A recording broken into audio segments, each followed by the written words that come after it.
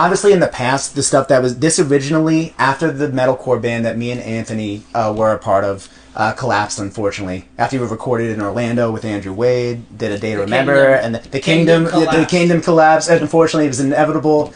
Like no burnt bridges, no burnt bridges. Yeah, no, we still chill with those guys. We saw those guys. Everybody loves each other. But obviously, still love music. Yeah. So I was just playing acoustic guitar in my basement, and obviously went on the opposite side of the spectrum, just writing like soft, like love or love lost songs. I had a really bad week. The band broke up. My girlfriend at the time broke up with me, and I was the victim of identity theft.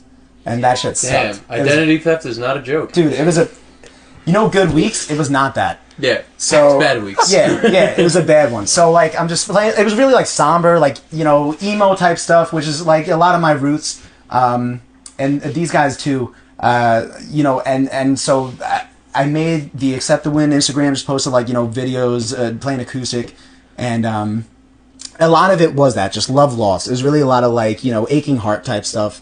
And although I love that, in recent times, there's obviously different moods and seasons for the way we all feel in different times in our life, and I'm grateful for that time.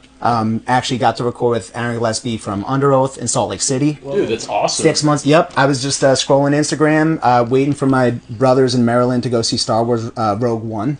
I'm just chilling there, like fantastic. Come on, let's go. And then I saw him post like, "Hey, I got free studio time in January in Salt Lake City at my vintage, vibey studio or whatever." I was like, "Oh, that's awesome." He's like, "Shoot me an email." I don't expect to hear anything back. Shot him something. "Hey man, here's the Accept the Win Instagram." And then I get a text like 20 minutes later, and I was like, "Oh, it's probably some spam shit," And then I look at it, and it was like, "Hey man, Aaron G here. Got other interest on this slot, but I really like your style and would love to do it right now." And I was like, "Oh, what the fuck? That's awesome."